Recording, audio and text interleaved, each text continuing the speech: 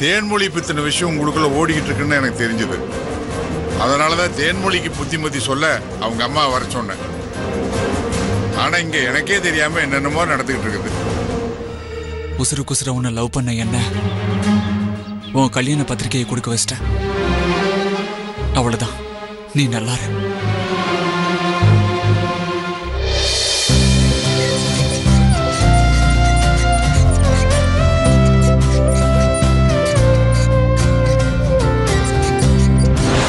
தேனே அவ கையால சமைக்கிறாளாம். நீங்க இருந்து சாப்பிட்டு தான் போகணும். தேன்மொழி சமையலா? நான் சாப்பிடணுமா? ஆமா.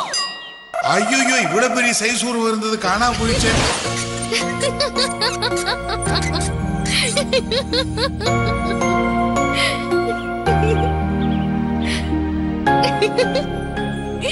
அத்தை, தேன்மொழி அக்கா சமைக்கிறேன்னு சொன்ன உடனே அவங்க அம்மா திடீர்னு காணாம போனாங்க பாருங்க. அது நினைச்சா எனக்கு இப்பவும் சிரிப்பு தான் வருது அத்தை. உங்களுக்கு வரலையா அத்தை?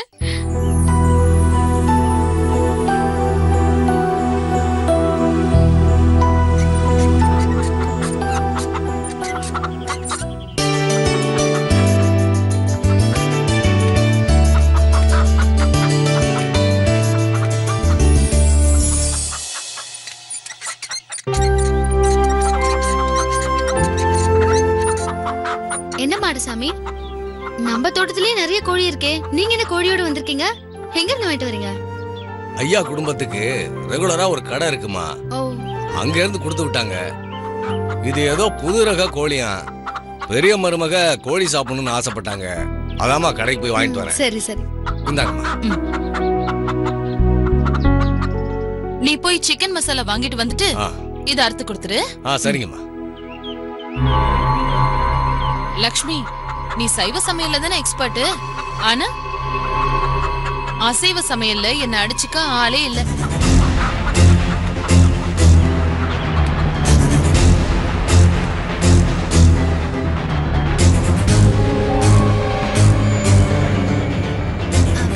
மாடசாமி என்ன?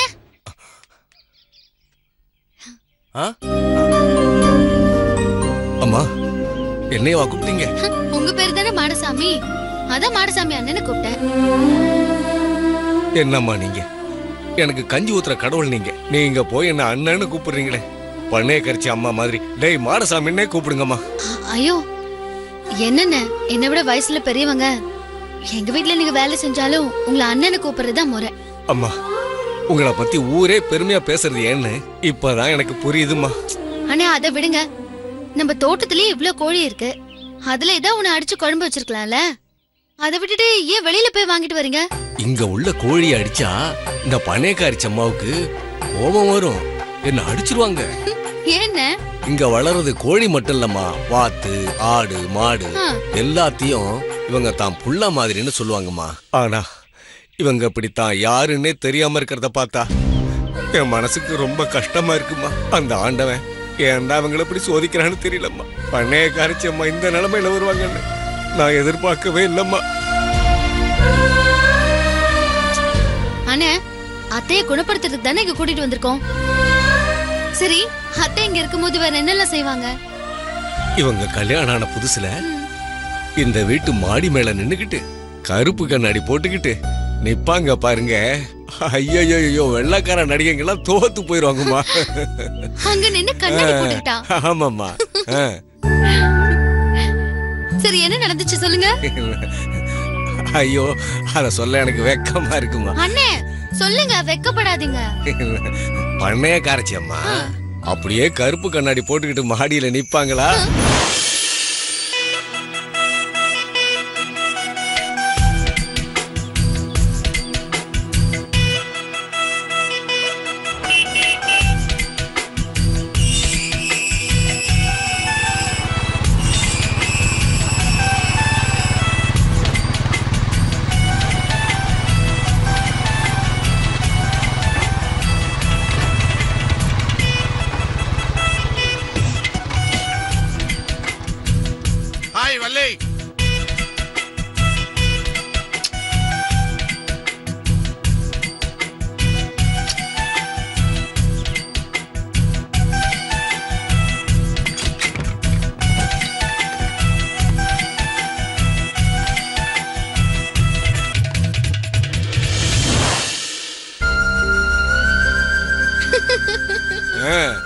அப்படியே இங்கிலீஷ் முத்தம் கொடுத்துக்கிட்டு சந்தோஷமா இருப்பாங்க. ஆமாம்மா.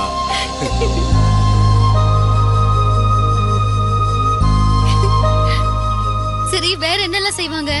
அம்மா, எனக்கு பொண்ணு பார்த்து கல்யாணம் பண்ணி வச்சதே அம்மாவும் ஐயாவும் தான். கல்யாணம் பண்ணி வச்சதோடு இல்லாம பணையக்காரிச்சி அம்மா என்ன கூப்பிட்டு கொஞ்ச நாளைக்கு நீங்க தங்க வேண்டாம், பொண்டாட்டிய கூட்டிக்கிட்டு பக்கத்து ஊருக்கு போடான்னு சொல்லிட்டாங்க. ஏன்னு அத்தைக்கும் உங்க பொண்டாட்டிக்கும் ஏதாவது பிரச்சனையா? அப்படி நினைச்சுதாம்மா காரணம் கேட்டேன். அதுக்கு அவங்க, டேய் உனக்கு இப்பதான் கல்யாணம் ஆயிருக்கு, நீ இங்க இருந்தா வேலை வேலைன்னு தோட்டத்தை சுத்தி வருவ, அடுத்த ஊர்ல இருந்தாதான் சாயந்தரம் ஆயிடுச்சுன்னா பொண்டாட்டிய பாக்கணும்னு என்ன வரும், அதுக்காகத்தான் உன்னை போ சொன்னேன்னு சொன்னாங்க. வேலை முடியுதோ இல்லையோமா 5 மணிக்கெல்லாம் நான் வீட்டுக்கு அனுப்பிடுவாங்க. வீட்டுக்கு போகும்போது மறக்காம மல்லிகைப்பூ அல்வா வாங்கிட்டு போக சொல்லி பணம் வேற கொடுத்து அனுப்புவாங்க. சினிமாவில் எம்ஜிஆர் சிவாஜி மல்லிகைப்பூ வாங்கிட்டு போற மாதிரி நானும் மல்லிகைப்பூ வாங்கிட்டு போவேமா. அது அம்மா, இப்ப எனக்கு 2 பசங்க இருக்கு. சந்தோஷம். அப்பவே அத்தைக்கு அல்வா மல்லிகை பூவோட மகிமெல்லாம் தெரிஞ்சிருக்கு. அல்வா மல்லிகை பூல மட்டும் இல்ல, ஆட்டத்திலயும் அவங்க அசத்துவாங்க. அதான் எனக்கு தெரியுமே. பண்ணேக்காரிச்சம்மா வீட்டுல ஆடினத ரோட்ல ஆடினதை நீங்க கேள்விப்பட்டிருப்பீங்க. ஆனா ஊர் திருவிழா மேடையில ஆடினதை நீங்க பாத்திருக்கீங்களா? என்னது, திருவிழா மேடையிலையா? அம்மா மட்டும் இல்லம்மா, ஐயாவும் இவங்க கூட சேர்ந்து ஆடின ஆட்டம் இருக்க. இன்னைக்கு வரைக்கும் அப்படி ஒரு ஆட்டத்தை நான் பார்த்ததே இல்லம்மா. மாமா கூட அத்தை மேடையில ஆடினாங்களா? இது என்ன நம்பவே முடியலண்ணே. நான் என்ன உங்ககிட்ட பொய்யா சொல்ல போறேன்? எங்க ஐயாவுக்கு கல்யாணம் ஆன வருஷத்துல எங்க ஊர் திருவிழாவுல பொள்ளாச்சியில பெரிய ஆட்டக்காரங்க கிட்ட பேசியிருக்காரு. அவங்க திடீர்னு ஆட வர முடியலன்னு சொல்லிட்டாங்க. அப்புறம் நம்ம ஐயா தான் கொடுத்த வாக்க மீற மாட்டாரே, யாரு வரலனாலும் கச்சேரி நடந்தே திரும்புன்னு சொல்லிட்டாரு. இப்படித்தான் இருக்க வேணும் பொம்பளைன்னு டான்ஸ் ஆடுனாங்க பாருங்க. அப்படியே எம்ஜிஆரும் கேரோஜாவும் மாதிரி ஆடுனாங்க பாருங்க ஆட்டம். பண்ணே கரைச்சமா கேரோஜா மாதிரி ஆடினாங்க. ஆனா நம்ம ஐயா இருக்காரு, எம்ஜிஆர் மாதிரி கைய கால ஆட்டி ஆடலைன்னாலும் அப்படியே சமாளிச்சிட்டாருமா. பண்ணேக்காரிச்சி அம்மாவுக்கு அந்த பாட்டுனா ரொம்ப உசுறு. அவங்க 2 பேருக்கு பிடிச்ச பாட்டும் அதுக்கு அவங்க ஆடுனதும் டிவிடில இருக்குமா. அதை இன்னமும் நான் போட்டு பாத்துக்கிட்டே இருப்பேன். என்ன சொன்னீங்க, டிவிடி இருக்கா? ஆமாம்மா இருக்குமா. அதை எடுத்துட்டு வந்து தரீங்களா? இதோ 1 நிமிஷம் இருக்குமா. சரி, எடுத்துட்டு வந்துடுறேன்மா.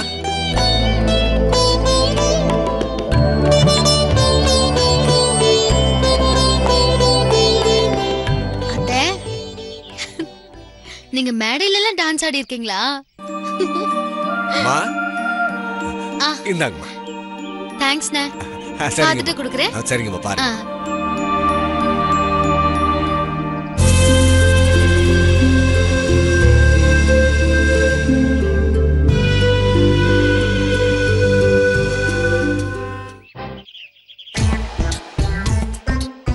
வெற்றி, என்னடா பண்ணிட்டு இருக்க? ஏமா லட்சுமி, சீக்கிரமா கூப்பிடுமா. வருவாரு மாமா. எனக்கு சீக்கிரம் வாங்க. இதோ வந்துட்டேன். போடா, சீக்கிரமா பாட போடுங்க. இருங்க. என்ன அவசரம்? இத்தனை வருஷமா அம்மாவும் அப்பாவும் டான்ஸ் ஆடின விஷயம் எனக்கு எப்படி தெரியாம போச்சு? டேய், அதெல்லாம் அப்புறம் பேசிக்கலாம்டா. சீக்கிரமா போடுறா, எப்படி ஆடி இருக்காங்கன்னு பாக்கணும். போடு. போடுறேன்.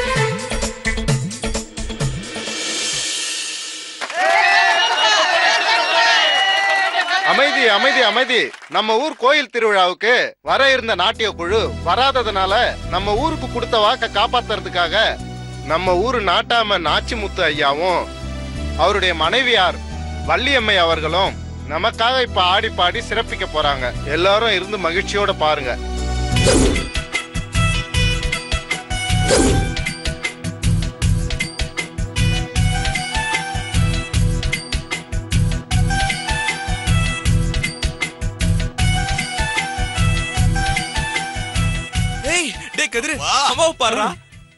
பாட்ட போடப்பா.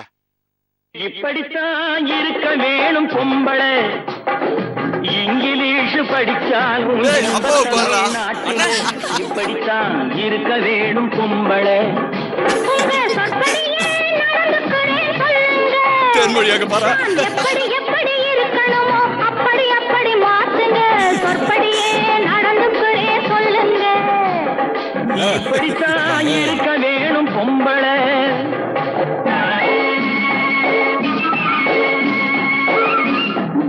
அண்ணா, எங்க அப்பாவை பாருங்க, கலக்கி இருக்காருல்ல.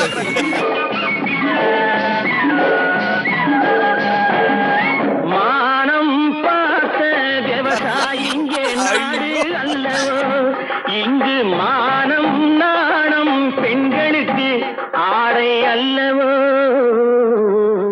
ஊருக்கு இப்படித்தான் இருக்க வேணும் பொம்பளை.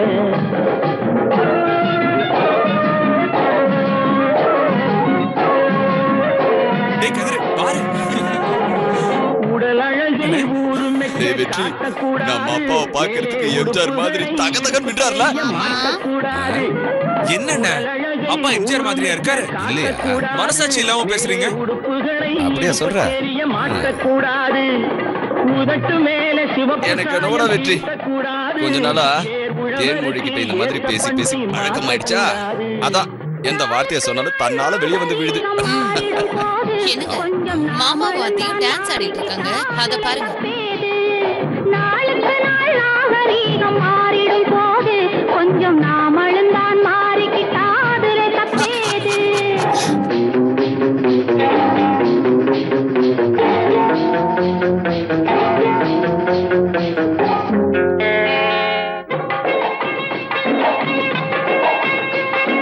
இப்படித்தான் இருக்க வேணும் பொம்பளை.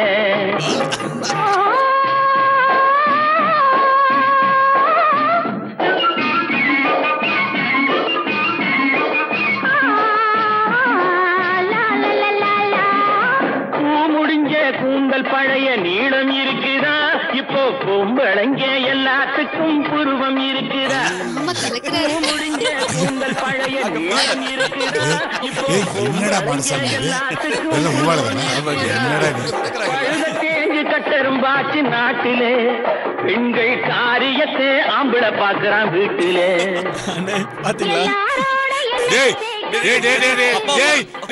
என்னங்கடா அது? நிறுத்துங்கடா நிறுத்துங்கடா டேய் நிறுத்துங்கடா. மாமா என்ன மாமா மாமா நீங்க சூப்பரா ஆடி இருக்கீங்க மாமா. நான் எங்கம்மா நல்லா ஆடினேன்? அவ ஆடுனா நான் கூட கேட்க உங்க பொண்டாட்டிக்காக அப்ப இருந்தே விட்டு கொடுக்க ஆரம்பிச்சிருக்கீங்க. உங்க ஆட்டத்தை பார்த்தா அப்படிதான் தெரியுது மாமா. வெக்கப்படுறீங்களாப்பா? கலக்கிட்டீங்கப்பா. டேய் வெற்றி, அப்பா வெக்கத்தை பாரு, வெக்கப்படும் போது கண்ணை ரெண்டு சவக்குதுல.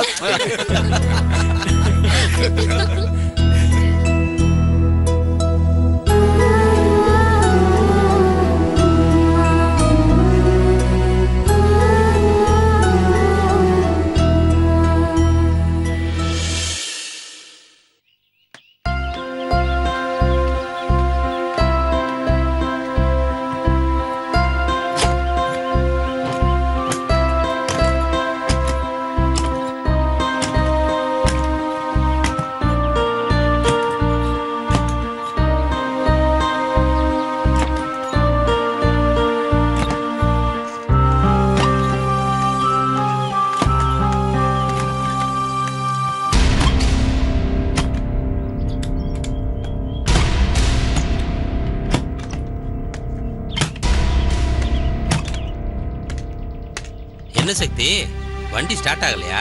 ஆமா சார், நேத்து மழையில நனைஞ்சது, அதான் ஸ்டார்ட் ஆக மாட்டேங்குது. நான் உங்க ஆபீஸ் சைடு தான் போறேன், வா ஏன் டிராப் பண்ணிட்டு போயிடுறேன். இல்ல பரவாயில்ல சார், நான் வண்டியிலே போய்க்கிறேன். அப்புறம் சக்தி தம்பி, நான் நேத்து பேசுனது எதையும் மனசுல வச்சுக்காத. சார், உங்க விருப்பத்தை நீங்க சொன்னீங்க, என் மனசுல இருக்கிறத நான் சொன்னேன், அது அப்பவே முடிஞ்சிருச்சு சார். நீ இவ்வளவு ஈஸியா சொல்லிட்ட, ஆனா நீ பேசுனது உங்க குடும்பத்தை பத்தி எல்லாம் சொன்னியே, அதை நினைச்சு நான் நைட்டெல்லாம் தூங்கவே இல்லப்பா. இந்த சின்ன வயசுல இவ்வளவு கஷ்டம் யாருக்குமே வரக்கூடாதுப்பா. சார், எல்லா கஷ்டத்துக்கும் ஆரம்பம் இருக்கிற மாதிரி முடிவும் இருக்கும் சார். அதே மாதிரி தான் என் கஷ்டத்துக்கும் ஒரு முடிவு இருக்கும், அந்த நம்பிக்கை எனக்கு இருக்கு. உன்னுடைய நம்பிக்கை பலிக்கிறதுக்கு நான் ஆண்டவன்ட்ட வேண்டிக்கிறேன்ப்பா. Okay sir, thank you. வண்டி ஸ்டார்ட் ஆயிடுச்சு, நான் ஆஃபீஸ் கிளம்புறேன் சார். சரிப்பா.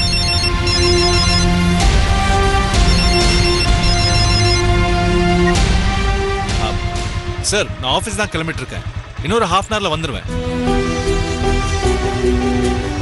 சரி, ஓகே சார்.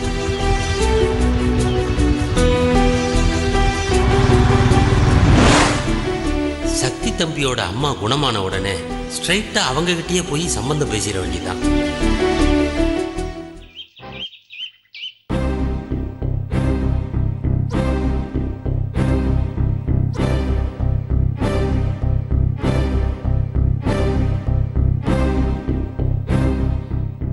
என்னடா இது, இங்க இருந்த கட்டில காணோம். இவ வேற என்னத்தை யோசிச்சுட்டு இருக்கா? புதுசா ஏதாவது பண்ண போறாளோ? தேனு தேனு, என்ன தேனு நான் வரது கூட தெரியாம அப்படியே நான் யோசிச்சுட்டு இருக்க. இங்க இருந்து கட்டில வேற காணோம். எங்கம்மா போட்ட? ஏங்க அத்தைக்கு பிடிச்ச பாட்டை கீழே டிவில பார்த்தோம்ல, அத பார்த்துட்டு லக்ஷ்மி என்ன செய்வா தெரியுமா? அவ என்ன சொன்னா? டியூப்லைட். இத்தனை மாசமா லக்ஷ்மி கூட பழகிட்டு இருக்கீங்க, இது கூடவா தெரியாம இருப்பீங்க? என்ன பண்றது தேனு, உன்ன மாதிரி நான் புத்திசாலியா இருந்தா இந்நேரம் அதை கண்டுபிடிச்சிருக்க மாட்டேன். தேனு நீயே அதை சொல்ல. இந்த வீட்ல அவ ஹாஃப் சாரி கட்டிட்டு வந்தப்பவே ஏதோ ஒரு திட்டத்தோட தான் வந்திருக்கான்னு நினைச்சேன். அதே மாதிரியே நான் விளக்கேத்த போகும்போது அத்தைக்கு திடீர்னு தங்கம் ஞாபகம் வந்து தங்க மாதிரியே ஆஃப் சாரி கட்டியிருந்த லக்ஷ்மிய விளக்கேத்த சொன்னாங்கல்ல. ஆமா, அதுக்கு என்ன இப்போ? அதுக்கு இதுக்கு என்ன சம்பந்தம்? சம்பந்தம் இருக்குங்க. இப்ப லக்ஷ்மி அத்தைக்கு பழசெல்லாம் ஞாபகம் வரணுங்கிறதுக்காக இப்படிதான் இருக்க வேணும் பொம்பளைன்னு பாட்டை போட்டு டான்ஸ் ஆட ட்ரை பண்ணுவா. நாம அவளுக்கு முன்னாடி முந்திக்கணுங்க. அதுக்கு என்ன செய்யணும்னு சொல்லுத்தேனே, உடனே நான் இப்பவே செஞ்சிடுறேன். அதே பாட்டுக்கு அத்தை முன்னாடி நாம டான்ஸ் ஆடணும். என்னது டான்ஸா? நாம 2 பேரும் டான்ஸ் ஆடணுமா? என்ன தேனு நீ, இதெல்லாம் நடக்கிற கதையா? ஏன் நடக்காது? இத பாருங்க, இப்ப நான் அந்த பாட்டை போடுவேன். அந்த பாட்டை பாடிக்கிட்டு நான் ஆடுற மாதிரி நீங்களும் ஆடணும். ஐயோ தேனு, இந்த டான்ஸ் கீன்ஸ் எல்லாம் எனக்கு வராது தேனு. வேற ஏதாவது சொல்ல. இத பாருங்க, நான் பண்ற மாதிரியே பண்ணுங்க. நீங்க ஐயோ இருங்க. தேனு தேனு, எனக்கு ஆட வராதுன்னு சொன்னா இவ வேற கேட்க மாட்டேங்கிறா. அதெல்லாம் வரும். தேனு வேண்டாம் தேனு, சொன்னா கேளு தேனு. இப்ப ஒழுங்கா ஆட போறீங்களா இல்லையா? இல்ல தேனு, நீ சொல்றதெல்லாம் நான் கேட்பேன். ஆனா என்னால இது முடியாது தேனு. இத பாருங்க, இப்ப நான் அந்த பாட்டை போட போறேன். அந்த பாட்டு பாடிக்கிட்டே நான் ஆடுவேன். என்ன பார்த்து நீங்களும் ஆடணும். தேனு வேண்டாம் தேனு, சொன்னா கேளு தேனு. நீங்க ஆடுறீங்க, இருங்க. வேண்டாம் தேனு. தேனு தேனு தேனு தேனு வேண்டாம், சொன்னா கேளு தேனு. வந்துருச்சு. இப்ப நீங்க ஆடணும். நான் ஆடுறதை யாராலையும் பார்க்க முடியாது தேனு. முடியாதுன்னு சொன்னீங்கன்னா அவ்வளவுதான், நொறுக்குன்னு மண்டையிலே கொட்டி போடுவேன். பாத்தீங்களா, பாட்டு வந்துருச்சு. ஆடுங்க. இங்கிலீஷ் படிச்சாலும்